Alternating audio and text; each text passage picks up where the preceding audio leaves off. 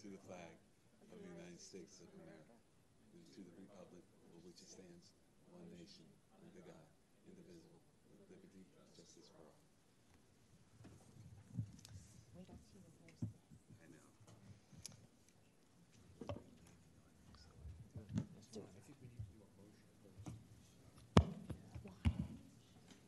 Give you the authority to do this. Got it. I would, since we don't currently have a chair, I'd like to make a motion for chair and vice chair. I'd nominate Christina and Howard to serve as chair and vice chair respectively for this coming year. I second. And I guess I don't have the authority. Nobody All does. in favor? Okay, all in favor? Aye. Aye. You All can right. vote for yourself? Yes. All right. Okay. So congratulations. Thank you. The meeting is yours to run. Okay. Then we start with the approval of minutes. I move to approve the minutes. Second. Great. Moving right along. You have to vote. You have to ask the vote. Oh. All, All in favor? aye. Aye. Moving right along. Reports? That would be you. Good evening. Ian, if you want to bring up the screen, I figured I would do my report tonight visually.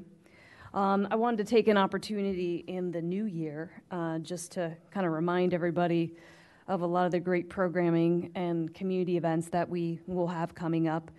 So if you take a look in your packets, there is a report in there. It is extensive, so if you take a look at it later and you have questions, you can submit those to me, or if you see them and notice them as you go through right now, I'll take those.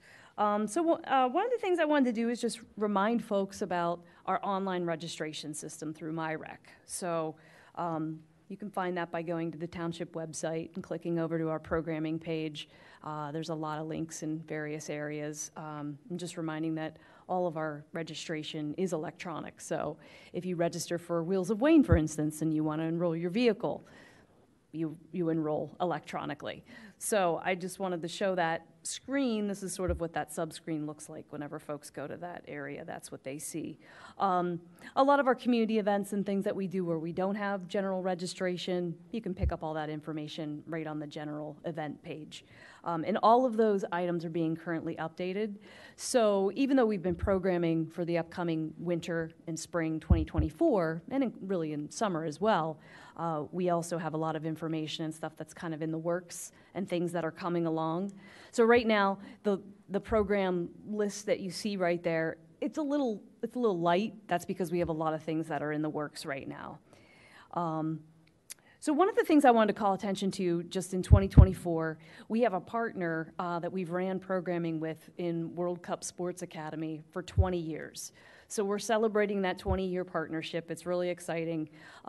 We've had a terrific relationship with their lead, Jeff Morris. I know he's a real familiar guy in the community. He's worked with the soccer club. I think he's currently over at Episcopal Academy, and he's been running a lot of programs with us for many, many years, and we've had great success. So I wanted to call attention to the junior soccer program that they're going to be running this winter, something they annually do with us. And then there's a lot of summer camps that are going on this summer. One, most notably, of course, is the Survivor Nature Camp that traditionally takes place over at the Willows, really the Picnic Grove, and then goes into the Skunk Hollow Trails. Some great programs. They usually sell out every year. And I know registration for all of that is open currently. Radnor Day Camp also, registration is going to open shortly. I'm currently working with our program supervisor, Heather DeCanzio, on getting that open, and we are going to have extended day this summer, so that's going to be something that's not new, but something we did in the past. It's kind of been on and off in terms of like enough participation to run it. It's one of those things a lot of parents tell us that they want, and then sometimes the registration doesn't always match that, but this year we're going to give it a run again because we had a lot of requests for it last year. So registration for Radnor Day Camp, even though we don't have a set date that we're going to open, it's probably going to open within the next week, so we'll be publicizing that soon.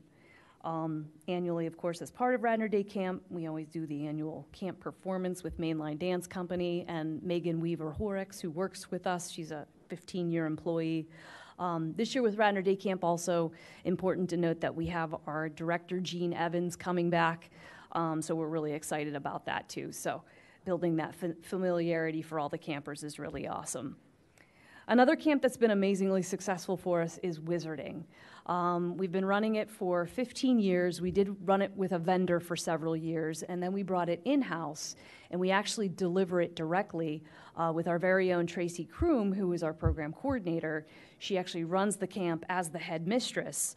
And we have 3 weeks that'll be taking place this summer at Hilltop Preparatory School, so we're excited about that relationship with them. It's been blossoming over the years, and the Wizarding Camp has been another sellout camp for us, so really excited to get it going. I know we have the registration that's probably going to end up opening as of Friday, and that'll go out in our newsletter, most likely tomorrow. So that'll be available. I know folks are waiting for that. Some of the other programs that are going on right now is a developmental basketball program for preschoolers with PA Hoops. I show the image of Radnor Youth Basketball just as a reminder for everybody. This Radnor Youth Basketball, we did used to run it directly. Now it is its own separate community sports organization. They focus more on the 6 and up ages. We specialize in the preschool ages. And PA Hoops Academy is a new vendor that we're running the program with this year, and registration's currently open for that, and it's going to be starting up soon.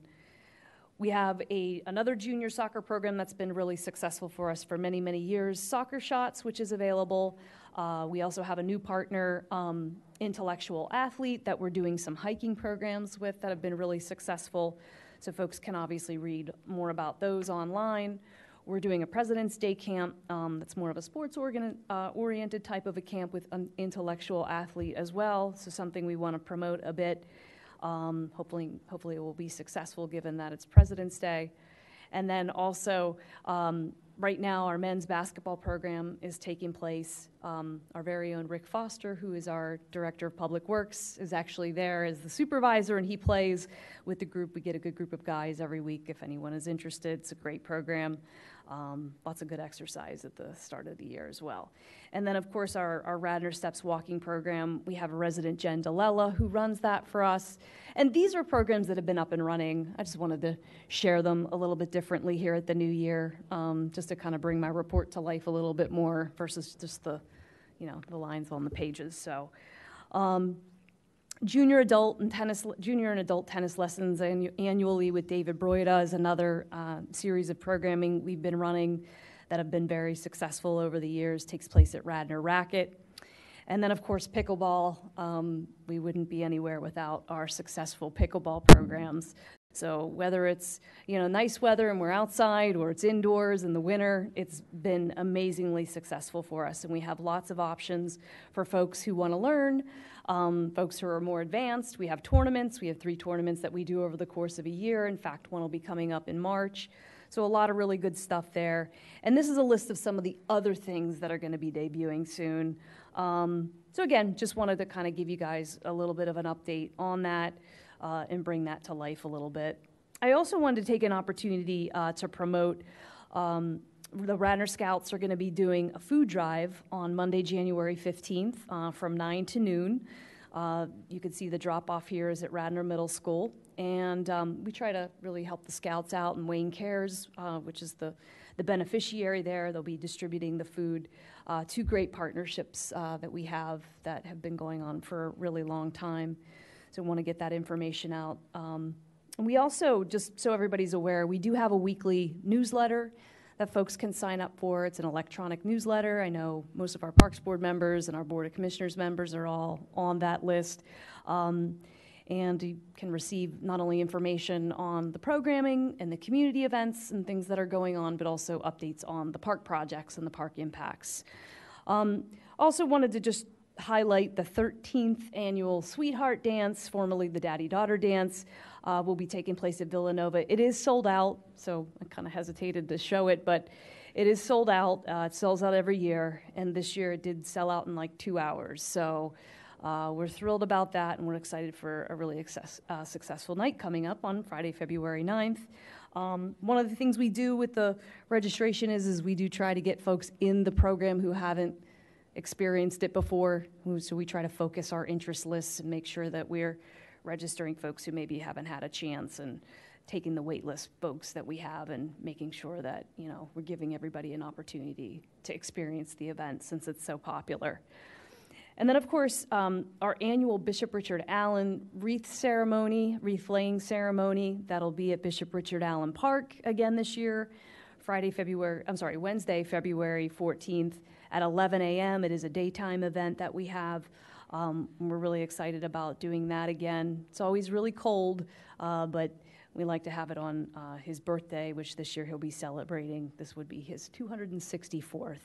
And this is a partnership event that we do with the AME Church of Ardmore.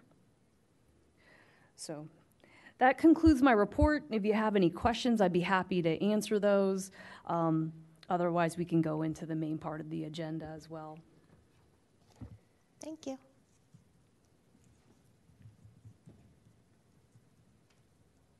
New business? Right? We did that? Okay. All right, so old business? New business, old business? Oh, no, wait, we did that. So old business. Concerns about dogs at Willows and Park, Skunk Hollow Trails, an update on recommendations and next steps. Do we have anything there to, okay. Sure, so I wanted to just kind of take a moment to give everyone an update. We had a really big meeting in December, and we've had a series of meetings, obviously discussing dogs in parks, more specifically dogs with leashes, not leashes, the Skunk Hollow Trail. So I just wanted to take an opportunity to bring up an actual copy of the resolution that the Parks and Recreation Board passed in December, and also just give an update of where we are. So the next steps for this is we anticipate it will go before the Board of Commissioners. Your recommendation has gone on to them. It will appear on their first February agenda, which is Monday, February 12th.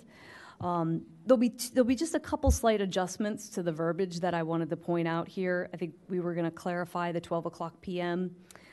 For noon in terms of the requiring all the dogs to be on leash after noon on Saturdays, and then of course clarify the holiday schedule and parallel that with the township adopted holiday schedule, which is something that will be made available in detail in the packets, of course, for the commissioners on that agenda. Also, just in talking offline with the chairs and administration, we thought that evaluating it after 1 year versus 2 years would be more sensible, just to kind of get a feel for where things are and decide then how we will proceed. So just a quick recap of the timeline. I know this is something you guys have seen numerous times when we've talked about dogs in parks, specifically with regards to the special meetings that we held.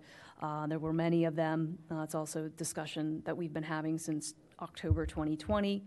And you just see the steps here, essentially, kind of going through all of it. Lots of meetings, I think 30-plus meetings that we had in having discussions, not only just on Skunk Hollow and the Willows, but in other locations as well. And then just noting that we do anticipate this will be on the agenda on February 12th. So John Rice, our solicitor, is currently in the process of putting together an ordinance, because it would be an ordinance change, given the fact that right now we don't have a direct leash reference or requirement within the code, so this would be new. And then anticipate, if it was to be introduced, the process for an ordinance then would be, as we would have to come back and adopt the ordinance, which would be at the subsequent meeting there on February 26th. So I wanted to make sure that all of that was clear. So some of the steps going forward, just to make sure the community is aware, we're going to make sure that the notification list that we've been compiling, everybody will receive a communication. So we have about 125 plus people who are on that e-notification list. We'll make sure information is in our weekly newsletter, and we're going to post signs at the park at each of the trail entrances in the little information boxes that we have there. So we'll get that word out as soon as possible. And and invite folks to come to that meeting. Obviously, Parks and Recreation Board members would be invited to that meeting as well, if in fact you wish to attend. And then once the materials and everything are put forth to the board, I'll make sure you all get a copy on that. So that's really the update there. I guess before we would go on, I wanted to just see if the board had any questions, and then also just briefly mention that, I know we want to start taking some additional steps in looking at some of the other parks with regards to dogs in parks, but probably would be good to give a pause and see what happens in February, and how this procedure goes with regards to the ordinance change, and then start to open up those conversations at some of the other locations like Hartford, where we've had some feedback about dogs in the park, and just evaluating policies, etiquette, things like that, fencing. We know over in the Cowan neighborhood, we have a group of residents that may want to open the park up for dogs. So there was a petition, I believe, that was going in the community relative to that. So I just wanted to make that note as well, that those could be some discussions that are forthcoming. Just a question, Tammy, about your point for 1, and then adding in the 12 o'clock. So it would require all dogs to be on a leash after 12 o'clock p.m. to what, the close of the park? Is that, or is there a time there that we would say you'd have to, so it's closed from 12 to close? So the park closing is defined within the codes as dawn to dusk, or the park opening and closing is dawn to dusk. So we don't really have a set time. Dusk obviously is something that could be defined by all of us differently. And, it's basically when the park is closed. So we'll make sure that that's noted at dusk. Obviously it correlates back to what is already in the ordinance within the code relative to parks and recreation areas. So we can't really give it a defined time. That's what I was saying. And most people would say, is that then until the park closes, or is there a time you're going to stop that clock for dogs on leashes? Would be dusk. It would be when the park closes at dusk. Okay. Do you need us to vote for the proposed edits to the resolution, I guess, or is that not necessary? I don't think so, because I don't think it's really a substantive change, unless there was a reason you didn't support it.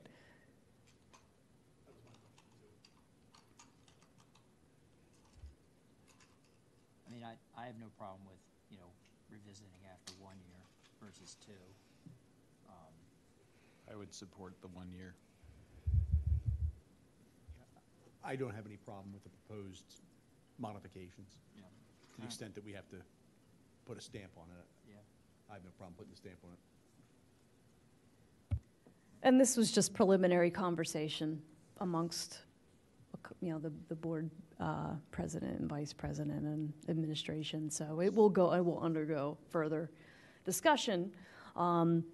It is certainly possible that if there are extensive changes that the board would like to interject, they could either interject and move forward, or they may interject those and send it back to the Parks and Recreation Board, potentially. It's an observation period too. It could change depending on what happens in the next year. 2 years is a long time for this period of observation. So, And there's nothing that stops the board from a week later changing the ordinance they passed, other than the lag on presentation and all that, but Right. they don't need to wait anyway. But is there then, and I apologize, I don't recall, is there enforcement then for those who bring a dog at 1 o'clock? Right now, we aren't there, and that's okay. I'm just clarifying that if someone were to ask us, okay, so what happens for the people that violate and bring dogs without leashes at 2 o'clock in the afternoon? So that's some of the discussion we're going to have at the Okay. commissioner's level.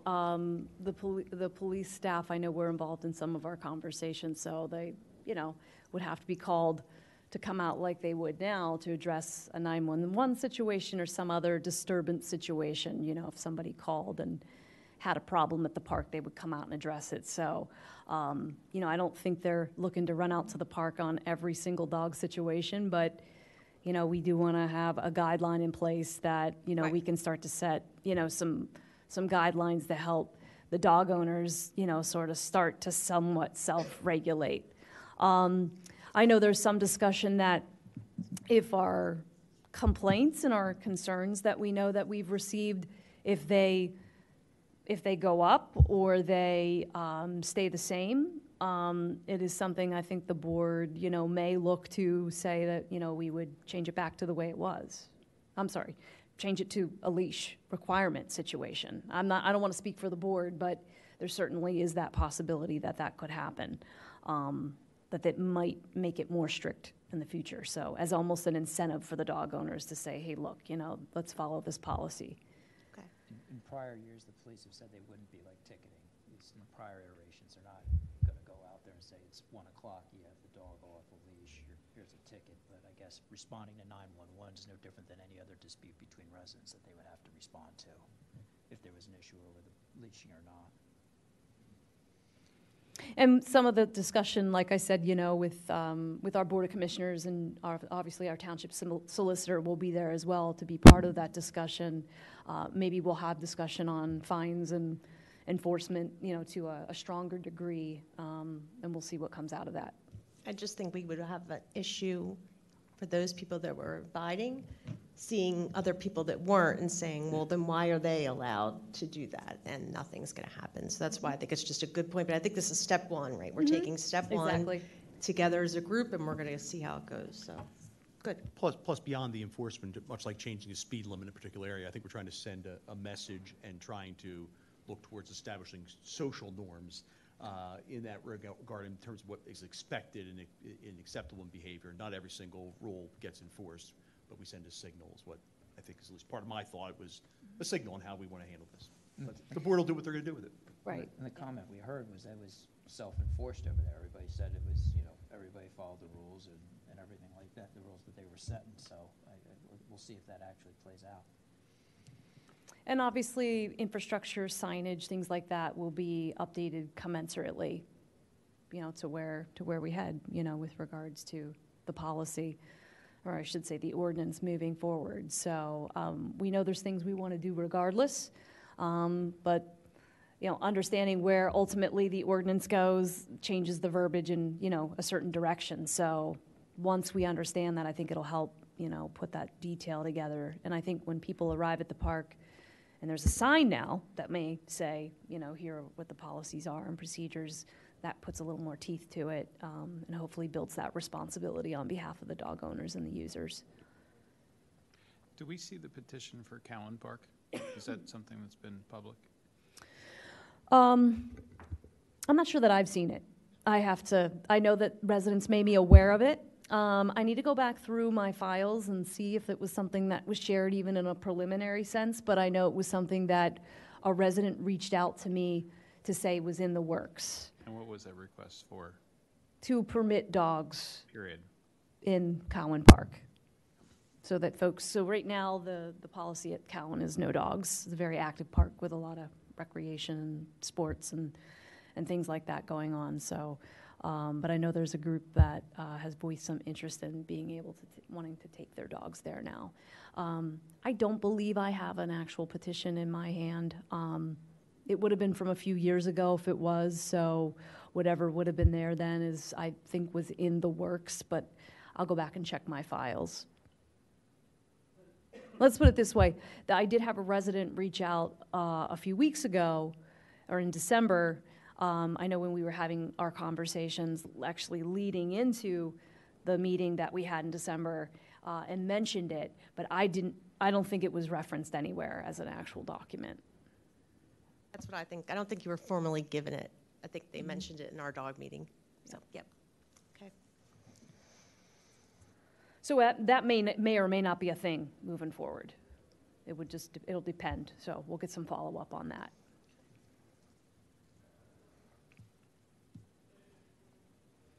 Okay. Moving on. Am I moving too fast? Odorosio Park improvements, planning, update, and discussion. Sure. So I just wanted to, again, another slide. I know you guys have seen multiple meetings that we've had discussing the improvements at Odorosio. I just wanted to give an update just briefly on that to let you know kind of like where I am in that process. I have engaged an architectural firm, which I know I mentioned as an update back in December. I have that firm that has submitted a proposal to me. So now I'm in the process of working through the proposal and reviewing it for potential submission to the Board of Commissioners for authorization to start to move forward so that we can start to build that concept plan. So we had a really great working meeting. It was a roundtable meeting in November. I know we've had a series of meetings, but this was one where everybody sat at a table and we looked at large maps of the park. We moved some pieces around of amenities. People did a really great job of putting notes together on each of those. So I sat down, I digested them, and I met with a firm that I had engaged and had been engaging along the way to talk about what some of those goals and objectives would be so that we could start putting a draft together on a concept plan. But step number one would be to have the proposal authorized by the commissioners, just given the cost. It's something that we are required to do. And just as a reminder to that, so this was an item that this board had recommended be funded out of the Park Impact Fund. In addition to having the funding from the Park Impact Fund to be able to pay for this step of the concept plan development, we also received a grant. So we have a grant that is going to give us not matching funds, but it's 50%, or it's, I think, 40% to 60% that we put in. So there is funding there to get that done. In addition, I do have a proposal in hand to do a land boundary survey, which is something is vitally needed. In addition to that, doing existing features, the topography, all of that. So that is another item that, again, given the cost, will have to go to the commissioners for authorization. So once I refine those proposals so that they're satisfactory, sometimes that's a 2-3 step process with some drafts back and forth. We'll get those to the commissioners and get those authorized. In the meantime, I just wanted to remind everybody of our discussions. We kind of placed further discussion of the woods, the wooded area. I'll call it out on the map here, right here where I've got the cursor. We kind of placed that on hold because we have folks that would like to see it developed into trails, folks that don't want to see it developed into trails. We have our mountain bike group, I know, that have been engaged as well, and I think they're maybe interested in a different location, but I want to make sure that it's clear as of right now, this is an area that still needs more discussion. We know that there's some stormwater issues down below here, and these residents at Atlee, my bad, over here, this is Maplewood here. So we know there's some discussion, with them with regards to stormwater management. They have strong desire for buffer and boundaries, not trails. So I think that's something that is going to have to entail some further discussion.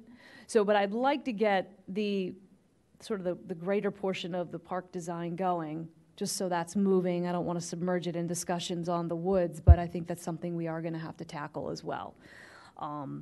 So I'd like to keep those conversations going, invite folks to come out to the Parks and Recreation Board and discuss that. We may want to consider having a special meeting to talk about that side of the project while we're trying also to develop the concept plan that we're going to review as well. Obviously, once the commissioners would authorize that potentially, then that development will come back and we'll work through that, continue working through, meaning the actual nuts and bolts of the concept plan. Where's the comfort station going to go? What's it going to look like? Playground size, all of that stuff. Renovations to parking lots, those are all details that, we're going to start to flush out. But the high level, decision-making in terms of what we do with the wooded area, it sounded like was something that still needed more discussion.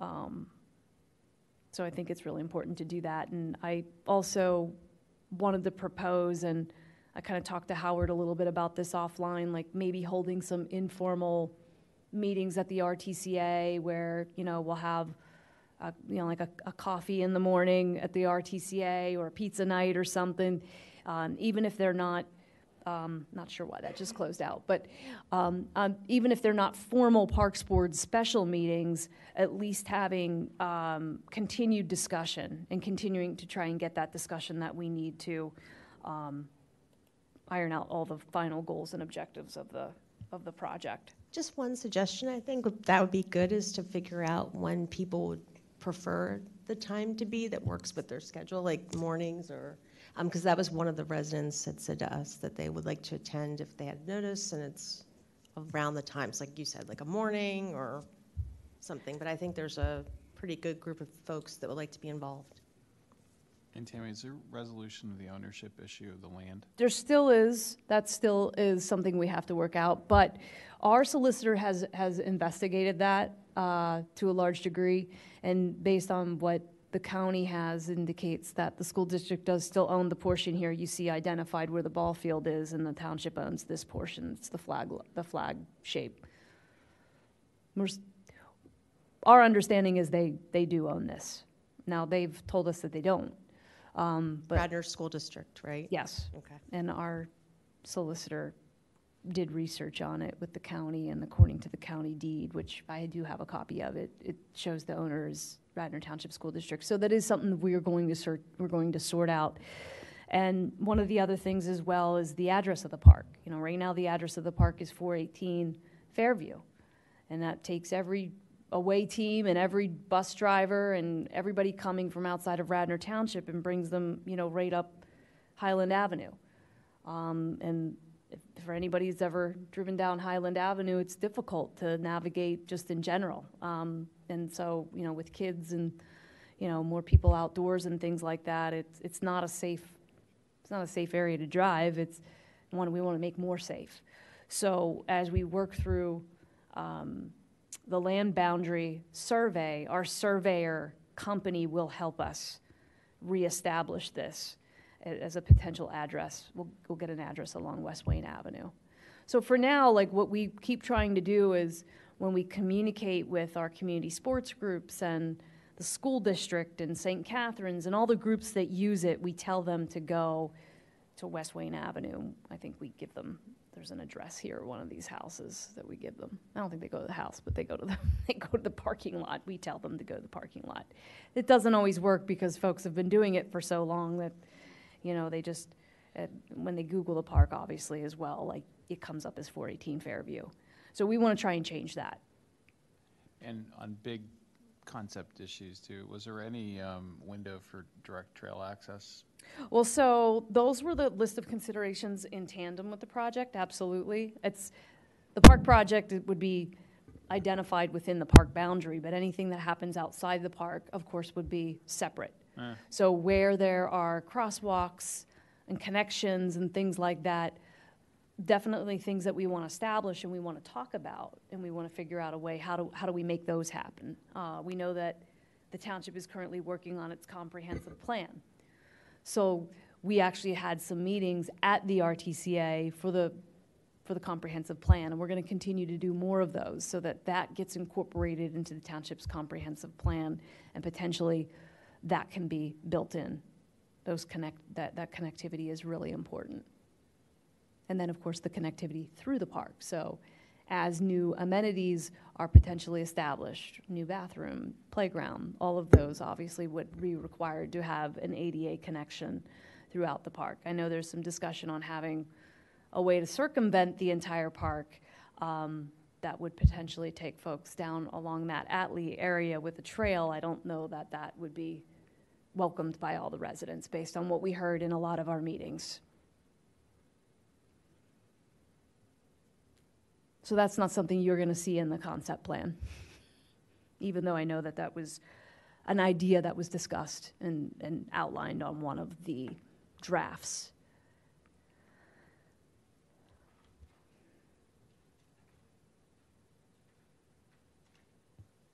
Okay. We good with that one for now? Okay. Moving on, folks. Radnor Township Capital Budget, Parks and Facilities, and Park Impact Fund. So yeah, I've kept that item on the agenda because it usually follows Odoricio, because really the funding that we have for parks right now is in the Park Impact Fund, which again, this board had recommended any of the Odoriceo costs, would be taken out of that fund. There isn't a township capital budget. I know we talked about that last month as well.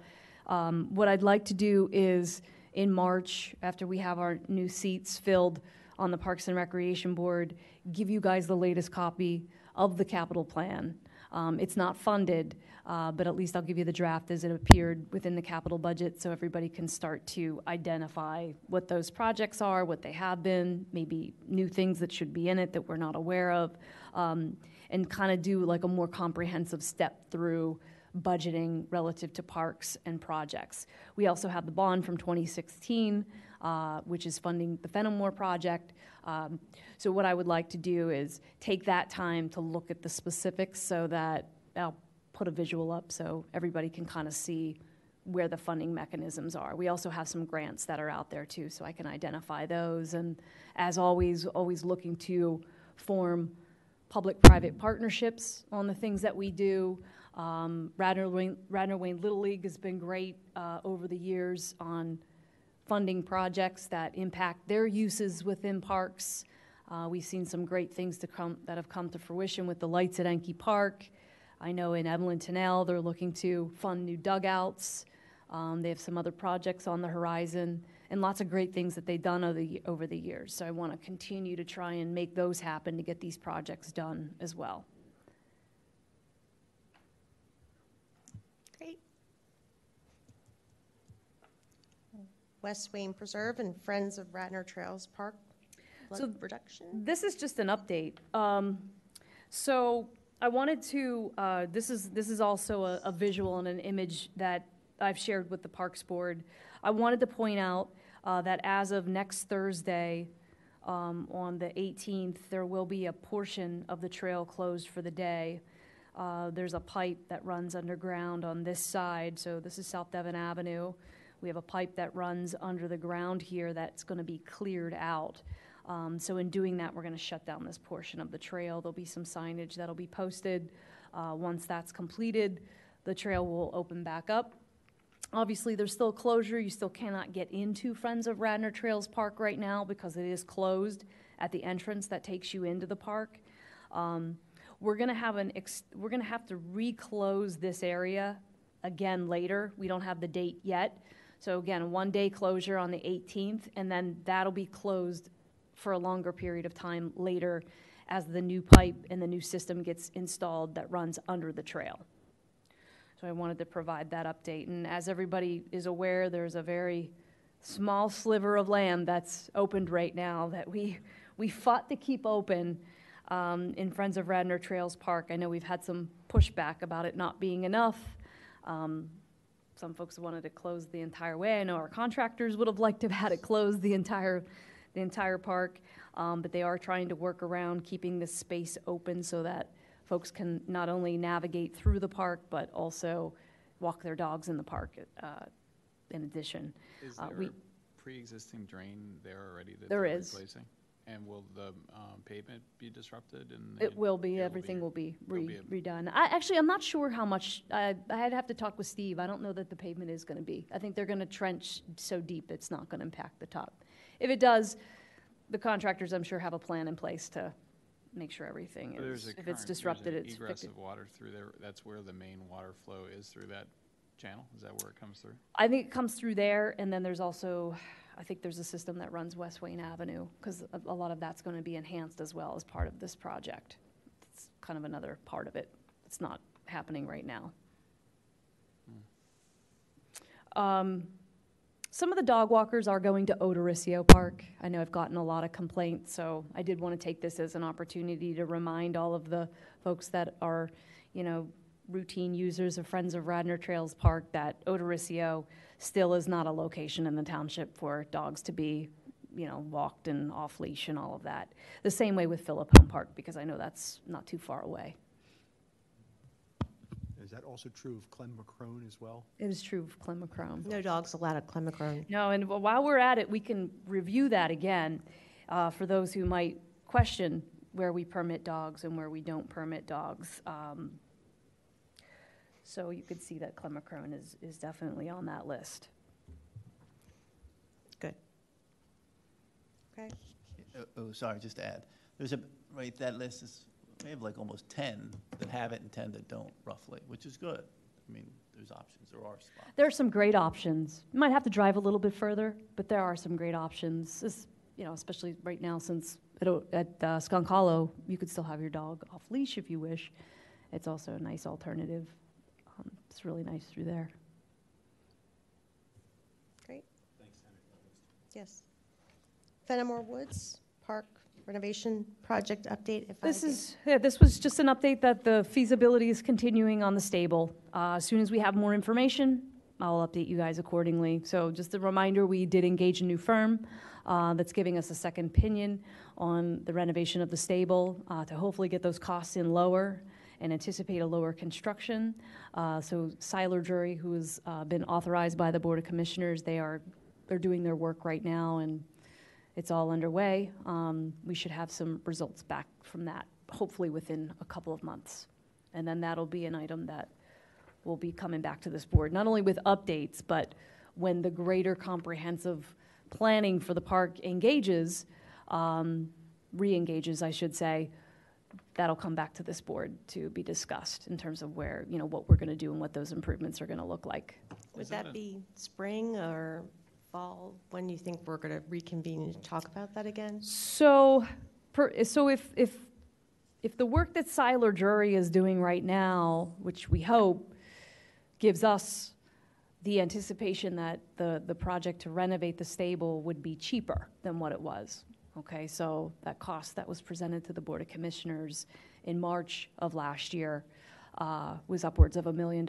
So we're looking for a substantial cost savings. So if we think that we're going to get that, based on A, B, C, and D to do differently than what that plan had entailed, then that will be an item that will go directly back to the Board of Commissioners to authorize and basically say, okay, we do want to renovate the stable. We anticipate it's going to cost, $500,000, maybe, hopefully.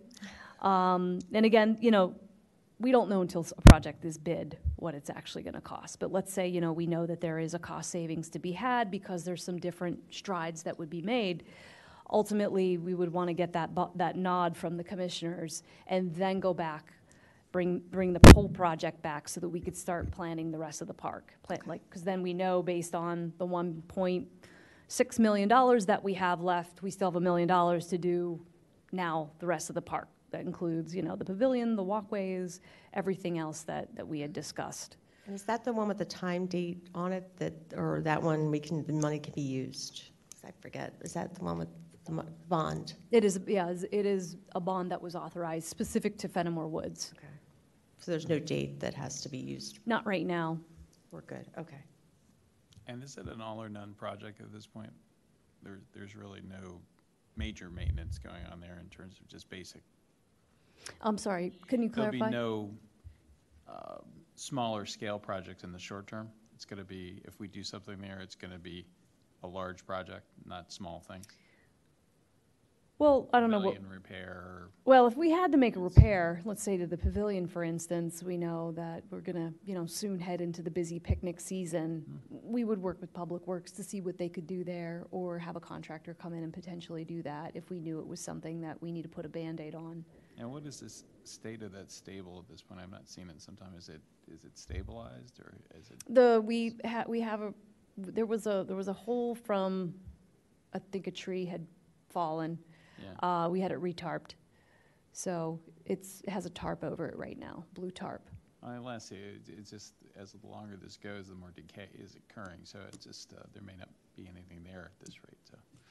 What I will say is Seiler Jury, our new firm, has been in it several times, and they feel confident that what is there that they can see, they can work with. So there's a positive outcome in that regard. Now we are going to do some kind of core samples just to make sure we understand the state of the stone. So that's a big part of it. That way, we don't have such, you kind of know a little bit more contingency. If it is done, the stone would be essentially the remains of it, the wood, all the wood and whatnot would be replaced? That would have to be. Yeah. That's all shot. Yeah, it would be all just masonry left. Okay. Yeah, oh, sorry, little No, comment. sorry, go ahead. Sorry, but way over here. Yeah, so the stone that's there, I mean, it's 2 feet wide thick, and it's solid, built, 100 years ago or whatever. Like, that stone hasn't moved in 100 years. I mean, it's a good thing to build from or whatever, which is nice. And one of the things that they're going to do as part of their study is to take a look at certain portions of it, like deeper, do a little bit of a deeper dive into it, to core it, to see how, what is the state of it? How solid is it? I remember from public comment, people were very concerned we were going to just rip out, and they wanted to preserve if anything was possible. But we were, for historic reasons, although not sure if that was found. So, okay. Didn't find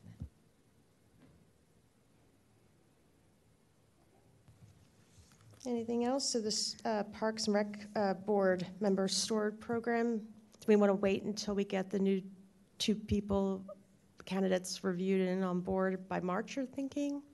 Yes? I think so. And then make those reassignments, I think, as we head into Yeah, spring, which would be definitely. great. It's the winter anyway, not that, we'll keep on moving along until then. So maybe 2 more people, and then we'll reevaluate. Yes, and just to remind the board too, if you're out in your parks, I realize it is winter, just, let us know if there are things that you see, there are things that you have concerns about, or just general maintenance. We always have an ongoing list that the guys are working on, and obviously they were really busy with the storm cleanup because they do assist and double in those areas, whenever a storm comes through. But if there's feedback that you want to provide to us, if you could submit that to me, that would be really helpful, and then we can, look after whatever those items are. Pictures help. Taking pictures to send Absolutely. help. So, okay. Anything else? Just moving right along. Do I have to do this thing? Ready to close? I think we have to Really to do. take a motion to adjourn. Motion to adjourn? I don't know if, we didn't ask Commissioner Riley if he had a report for the Board of Commissioners. No, I was just commenting along. You guys did a great job. Thank you. I did go to your meeting about Fenimore, not Fenimore. Well, Fenimore, I did go to that one also. The one about Skunk Hollow with the packed house that was here. And then it seemed like almost everybody left. And they didn't realize the meeting was still going on. But yeah, so I've been slightly involved. Thank you. Thank you. Any other comments? Motion to adjourn? I'll make that motion. Second. All in favor? Aye. Okay. There we Thank you, go. Madam Chairman. Thank you. Chairperson, Chairwoman. And I got us out of here in record time. I know, right? It's like